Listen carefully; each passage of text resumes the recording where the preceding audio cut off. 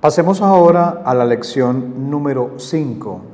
Corresponde a los instrumentos de recolección de datos. En ese sentido, nos tendríamos que preguntar qué implica la etapa de recolección de los datos.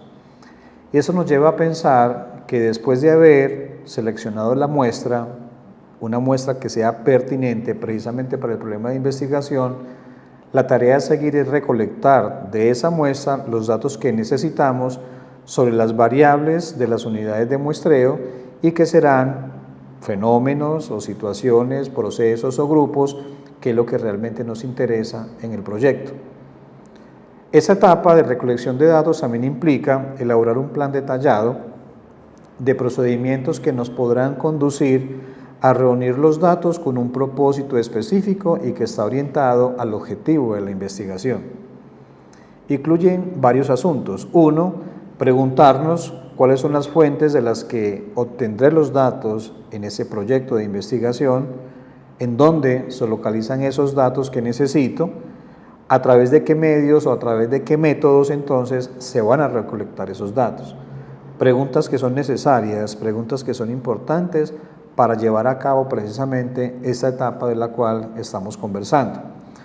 Una vez recolectado entonces los datos, la pregunta que tendríamos que hacernos es de qué manera va a prepararse para que se puedan analizar y luego responder a ese planteamiento del problema. Es una actividad cognitiva bastante importante que el investigador necesita llevar a cabo para precisamente dar pie o responder la pregunta de investigación que es el propósito del proyecto. Lo que quiere decir entonces que el plan de recolectar datos incluye distintos elementos. Un primer elemento es definida la muestra, definidas las variables, esas variables que se van a medir. Otro, las definiciones operacionales de esas variables, es decir, cómo las voy a nombrar, cómo las voy a llamar.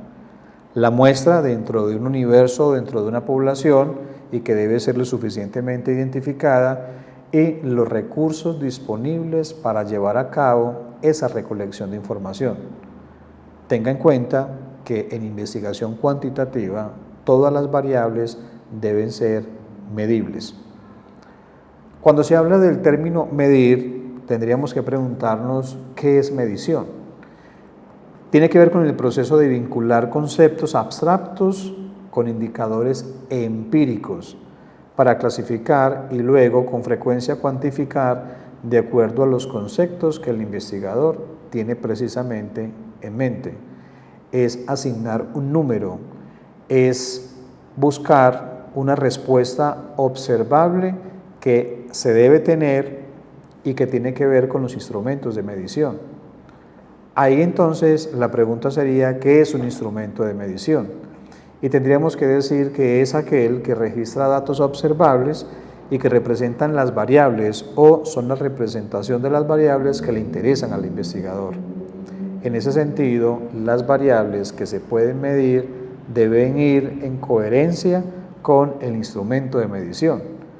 Un instrumento puede ser un cuestionario, un instrumento puede ser una conducta registrada mediante la observación o simplemente una respuesta dada y la frecuencia de esas respuestas dadas durante un proceso de entrevista. Hablemos entonces de aquellos requisitos que se deben cumplir o que debe cumplir un instrumento de medición. Primero, que sea confiable. Segundo, que sea válido, que tenga validez y, muy importante, que sea objetivo.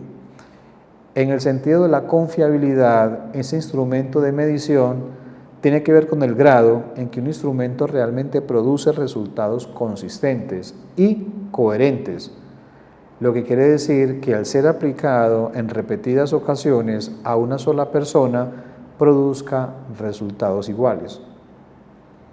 En cuanto a la validez del instrumento, se refiere al grado en que dicho instrumento en verdad mida la variable que se busca medir.